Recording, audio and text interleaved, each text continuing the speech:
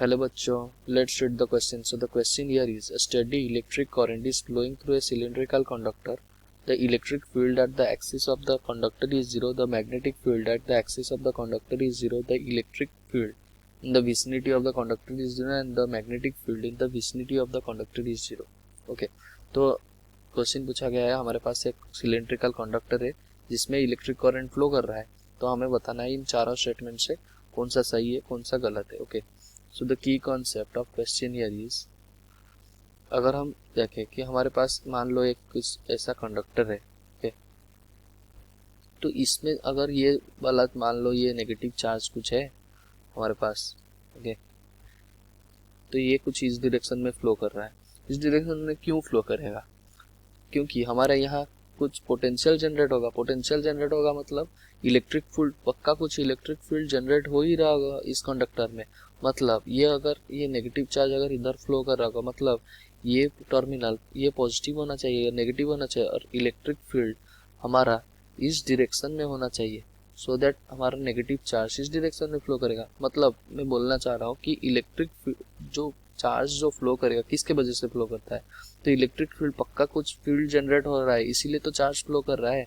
उसका मतलब उसके ऊपर फोर्स भी लग रहा है. Okay, electric field,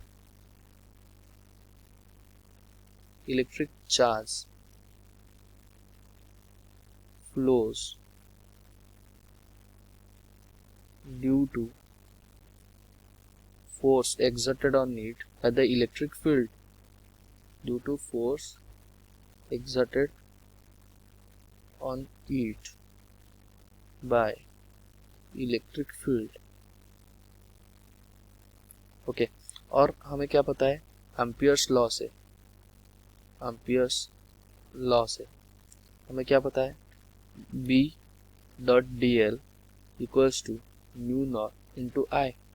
okay, magnetic field B क्या है, magnetic field dot D L equals to mu naught into I. तो इधर क्वेश्चन क्या पूछा गया है, हमारे पास एक सिलिंड्रिकल कंडक्टर है. ओके, ये मान लो हमारे पास एक सिलिंड्रिकल कंडक्टर हो गया और इसके एक्सिस में ये दोनों जगह पूछा है, विसिनिटी पूछा है. मतलब विसिनिटी क्या होता है, बाहर की तरह सरफेस, मतलब बाहर कोई एरिया. ओके, ये मान लो ये विसिनिटी है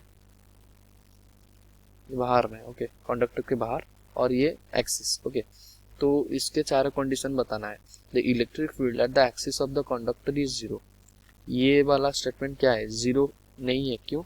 क्योंकि इसमें तो इलेक्ट्रिक चार्ज तो फ्लो कर रहा है ना ये कंडक्टर में, पर चार्ज फ्लो हो रहा होगा मतलब पक्का कुछ इलेक्ट्रिक फील्ड रहा होगा, इसीलिए तो फ्लो कर रहा है. तो इसका मतलब ये वाला स्टेटमेंट हमारा रॉन्ग हो गया. ओके, और magnetic field at the axis of the conductor is 0. जैसे कि हम मैग्नेटिक फील्ड क्या लिए हैं, B dot D L equals to mu naught into I. मान लो हमारे पास न्यू बहुत इनफाइनाइटली पूरा एकदम छोटा सा न्यू ले ले, सॉरी छोटा सा डी एल ले ले. हम क्या लेंगे, हम मान लो हमारा dl का वैल्यू बहुत ही कम ले ले. मतलब जो b डॉट डी एल हम जब लिखेंगे उसमें अगर करंट पास ही नहीं कर रहा होगा, ओके, मतलब बहुत ही कम साइज का ले लें. हमारा ये क्या दिया है, सिलिंड्रिकल कंडक्टर दिया है, तो अगर ऐसा डायरेक्शन ऐसे एक dl का वायर ले ले, मतलब dl का लेंथ ले ले जिसमें करंट पास नहीं कर रहा होगा, उसका मतलब इस एक्सिस में, ओके, करंट पास नहीं कर रहा होगा, तो ये क्या हो जाएगा, 0 हो जाएगा. तो हमारा मैग्नेटिक फील्ड भी कितना आ जाएगा, 0 आ जाएगा. ओके, तो this option can be correct. Okay, the electric field in the vicinity of the conductor is 0. In the vicinity मतलब बाहर की तरफ. ओके, इधर अगर हम इलेक्ट्रिक फील्ड देखें तो हमारा जो कंडक्टर है, कंडक्टर में चार्ज क्या, इलेक्ट्रिक करंट फ्लो हो रहा है. उसका मतलब यहाँ तो इलेक्ट्रिक करंट कुछ नहीं है ना, तो यहाँ पे क्यों फोर्स लगेगा.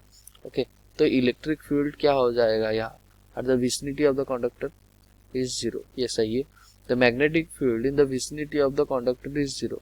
देखिए, मैग्नेटिक फील्ड अगर यहाँ कोई मैग्नेटिक फील्ड लिखे, यहाँ कोई मैग्नेटिक फील्ड लिखे, तो हम क्या लिखेंगे, b इंटू 2 ये क्या है, ये मान लो इसका रेडियस r है. Okay, into 2 pi R equals to mu naught into I.